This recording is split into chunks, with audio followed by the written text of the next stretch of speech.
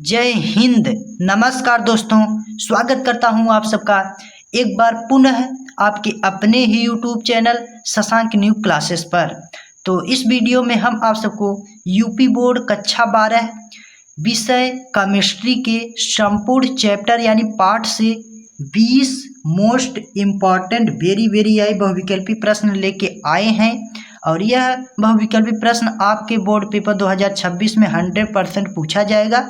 तो आइए हम लोग वीडियो को स्टार्ट करते हैं। वीडियो को स्टार्ट करने से पहले आपसे एक छोटा सा रिक्वेस्ट है, अगर आप हमारे चैनल पर नए हैं तो हमारे चैनल को सब्सक्राइब कर लें ताकि हम कोई भी वीडियो भेजें आपके जरिए आसानी से पहुंचे। तो आइए हम लोग वीडियो को स्टार्ट करते हैं। सबसे पहला प्रश्न है, देखिए यहाँ पे सबसे पहला प्रश्न है, देखिए प्रश्न एक है, शुद्ध जल की मोलरता होती है। तो इसमें शुद्ध जल की मोलरता पूछा गया है। तो इसमें 4 ऑप्शन दिए रहेंगे। देखिए पहला है 55.56 और दूसरा है 5.556 और तीसरा ऑप्शन है 0.18 और चौथा ऑप्शन है 0.018। तो शुद्ध जल की जो मोलरता होती है वह होती है 55 से 56। ऑप्शन नंबर पहला इसका राइट आंसर होगा। अब आइए हम लोग देखते हैं प्रश्न नंबर दूसरा। तो देखिए प्रश्न नंबर दूसरा है, निम्नलिखित में से कौन सा अणुसंख्य गुणधर्म है। तो इसमें पूछा गया है कौन सा अणुसंख्य गुणधर्म है। इसमें 4 ऑप्शन दिए गए हैं। पहला है देखिए पराशर दाब, दूसरा है प्रकाशीय गुण, तीसरा है पृष्ठ तनाव और चौथा है श्यानता। तो इनमें से जो अणुसंख्य गुणधर्म है वह कौन सा है, वह है पराशर दाब। ऑप्शन नंबर पहला राइट आंसर। आइए हम लोग देखते हैं प्रश्न नंबर 3। प्रश्न नंबर 3 है, देखिए यहाँ प्रश्न 3 है, निम्न में से न्यूनतम हिमांक वाला विलयन है। तो न्यूनतम हिमांक वाला जो विलयन है कौन सा है। 4 ऑप्शन दिए गए हैं। पहला है देखिए सोडियम क्लोराइड, दूसरा है पोटेशियम सल्फेट, तीसरा है ग्लूकोज और चौथा है यूरिया।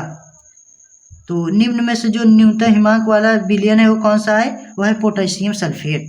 ऑप्शन नंबर दूसरा राइट आंसर। और देखिए अगला प्रश्न है, प्रश्न नंबर 4 है। प्रश्न नंबर 4 है, 8 ग्राम NaOH को 450 ml अर्थात मिलीलीटर विलयन में घुला है। विलयन की मोलरता बताइए या विलयन की मोलरता ज्ञात कीजिए, ऐसे प्रश्न पूछा जाएगा। तो देखिए इसमें 4 ऑप्शन दिए गए हैं। पहला है 0.492 मोलरता, या दूसरा है 0.444 मोलरता, या तीसरा है 0.0286 मोलरता और चौथा है 0.0392 मोलरता। तो इसका जो राइट आंसर होगा वह होगा ऑप्शन नंबर दूसरा 0.444 मोलरता। अगला प्रश्न है, देखिए प्रश्न नंबर 5 है। प्रश्न नंबर 5 कह रहा है, देखिए किसी भी इलेक्ट्रोड का इलेक्ट्रोड विभव निर्भर करता है। तो किस पर निर्भर करता है, देखिए इसमें 4 ऑप्शन दिए गए हैं। पहला है धातु की प्रकृति पर निर्भर करता है, दूसरा है विलयन के ताप पर निर्भर करता है, तीसरा है विलयन की मोलरता पर निर्भर करता है, चौथा है इनमें से सभी पर निर्भर करता है। यानी जो इलेक्ट्रोड का इलेक्ट्रोड विभव है वह किस पे निर्भर करता है। तो इसका जो राइट आंसर होगा वह ऑप्शन नंबर 4 होगा, चौथा इनमें से सभी पर निर्भर करता है। जो इलेक्ट्रोड का इलेक्ट्रोड विभव होता है वह सभी पर निर्भर करता है, यानी धातु की प्रकृति पर भी निर्भर करता है, विलयन के ताप पर भी निर्भर करता है, विलयन की मोलरता पर भी निर्भर करता है। देखिए दोस्तों प्रश्न नंबर 6 है, तन्यता बढ़ाने पर विशिष्ट चालकता क्या होता है, बढ़ता है या घटता है, क्या होता है। तो इसमें 4 ऑप्शन दिए गए हैं। पहला है देखिए, पहला है बढ़ती है, दूसरा है घटती है, तीसरा है स्थिर रहती है, चौथा इनमें से कोई नहीं। तो तन्यता बढ़ाने पर विशिष्ट चालकता वह क्या होती है, घटती है। ऑप्शन नंबर 2 इसका राइट आंसर। और देखिए अगला प्रश्न है, प्रश्न नंबर 7 है, अच्छे चालकत्व विलयन वाले पदार्थ हैं। यानी जो अच्छे चालकत्व विलयन वाले पदार्थ हैं कौन से हैं। इसमें 4 ऑप्शन दिए गए हैं। पहला है प्रबल वैद्युत अपघट, दूसरा है दुर्बल वैद्युत अपघट, तीसरा है स्थिर विद्युत अपघट और चौथा है इनमें से कोई नहीं। तो अच्छे चालकत्व विलयन वाले जो पदार्थ हैं वो कौन से हैं, प्रबल वैद्युत अपघट्य। ऑप्शन नंबर फर्स्ट पहला राइट आंसर होगा। और देखिए प्रश्न नंबर 8 है, प्रश्न नंबर 8 है वेग स्थिरांक ताप बढ़ाने पर, यानी वेग स्थिरांक का ताप बढ़ाने पर क्या होगा। घटेगा पहला ऑप्शन है, दूसरा है बढ़ेगा, तीसरा है अपरिवर्तित रहेगा यानी इसमें कोई परिवर्तन नहीं होगा, और चौथा है इनमें से कोई नहीं। तो वेग स्थिरांक का ताप बढ़ाने पर वह क्या होगा, वह बढ़ेगा। ऑप्शन नंबर दूसरा राइट आंसर। देखिए प्रश्न नंबर, अगला प्रश्न है प्रश्न नंबर 9 है किस कोट की अभिक्रिया के लिए वेग तथा वेग स्थिरांक की इकाई समान होती है। तो इसमें 4 ऑप्शन दिए गए हैं। पहला है देखिए प्रथम कोट की अभिक्रिया, दूसरा है द्वितीय कोट की अभिक्रिया, तीसरा है तृतीय कोट की अभिक्रिया और चौथा है शून्य कोट की अभिक्रिया। तो जो इकाई समान होती है वह कौन सी कोट की अभिक्रिया होती है, शून्य कोट की अभिक्रिया। ऑप्शन नंबर 4 चौथा इसका राइट आंसर होगा। और अगला प्रश्न है देखिए प्रश्न नंबर 10 है झाग या फेन किस प्रकार का कोलाइडी विलयन है। यानी जो सोडा होता है साबुन, इसमें जो झाग निकलता है वह किस प्रकार का कोलाइडी विलयन है। तो इसमें 4 ऑप्शन दिए गए हैं। पहला है गैस में द्रव, दूसरा है द्रव में गैस, तीसरा है द्रव में ठोस गैस और चौथा है गैस में ठोस। तो इसका जो राइट आंसर होगा वह ऑप्शन नंबर फर्स्ट पहला होगा, गैस में द्रव। जो झाग या फेन होता है वह गैस में द्रव कोलाइडी विलयन होता है। अगला प्रश्न देखते हैं। प्रश्न नंबर 11 है देखिए कोहरा निम्न कोलाइडी अवस्था का उदाहरण है। तो इसमें 4 ऑप्शन दिए हैं। पहला है देखिए गैस में द्रव प्रक्षिप्त, दूसरा है गैस में गैस प्रक्षिप्त, तीसरा है गैस में ठोस प्रक्षिप्त और चौथा ऑप्शन है गैस में द्रव प्रक्षिप्त। तो जो कोहरा है वह गैस में द्रव प्रक्षिप्त है। ऑप्शन नंबर 4 राइट आंसर, यानी जो कोहरा है वह गैस में द्रव प्रक्षिप्त है। और देखिए अगला प्रश्न है देखिए प्रश्न नंबर 12 है। प्रश्न नंबर 12 है निम्न में द्रव विरोधी कोलाइडी हैं। तो इसमें 4 ऑप्शन दिए गए हैं। पहला है गोंद, दूसरा है स्टार्च, तीसरा है जिलेटिन, चौथा है स्टाइनिक ऑक्साइड। तो निम्न में से जो द्रव विरोधी कोलाइडी है वो कौन सा है, स्टाइनिक ऑक्साइड। ऑप्शन नंबर 4 इसका राइट आंसर। और अगला प्रश्न है देखिए प्रश्न नंबर 13 है निम्न में कौन फेलिंग विलयन का अपचयन नहीं कर सकते हैं। तो जो फेलिंग विलयन का अपचयन नहीं कर सकते हैं इसमें 4 ऑप्शन दिए हैं। पहला है फार्मिक अम्ल, दूसरा है एसिटिक अम्ल, तीसरा है फॉर्मेल्डिहाइड अम्ल, चौथा है एसिटल्डिहाइड अम्ल। तो निम्न में से जो फेलिंग विलयन का अपचयन नहीं कर सकते हैं वह है एसिटिक अम्ल। ऑप्शन नंबर दूसरा सेकंड राइट आंसर। अब देखिए प्रश्न नंबर अगला है प्रश्न नंबर 14 है कार्बिल एमीन या एमीन अपक्रिया में बनता है। तो कार्बिल एमीन अपक्रिया में कौन सा बनता है, इसमें 4 ऑप्शन दिए गए हैं। पहला है साइनाड, दूसरा है आइसोसाइनाड, तीसरा है साइनेट और चौथा है आइसोसाइनेट।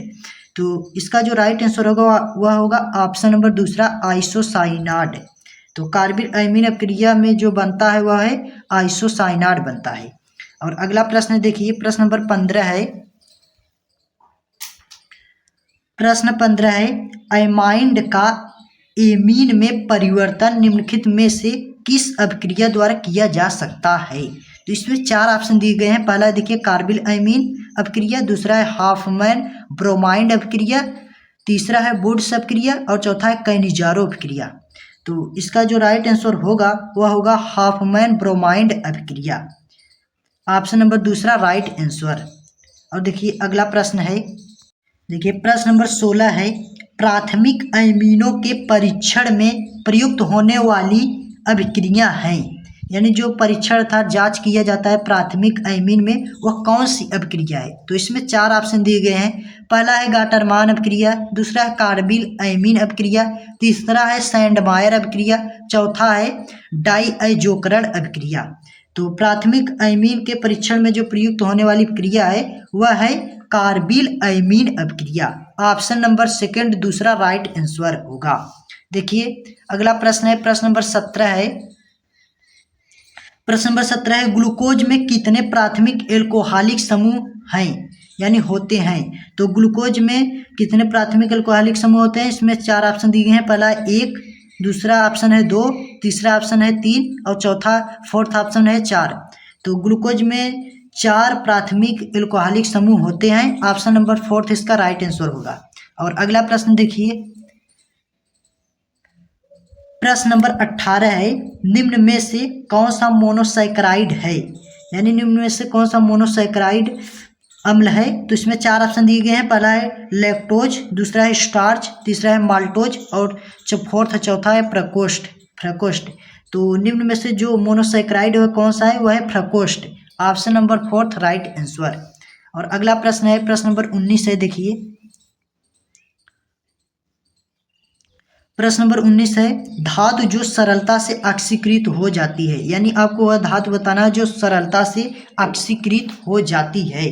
तो इसमें 4 ऑप्शन दिए गए हैं। देखिए पहला है Cu अर्थात जिसे आप कापर बोलते हैं, और दूसरा है देखिए Ag जिसे आप चांदी सिल्वर बोला जाता है, और तीसरा है Ai अर्थात एल्युमिनियम Al है जिसे एल्युमिनियम बोला जाता है, और चौथा है Pt जिसे आप प्लेटिनम धातु बोलते हैं।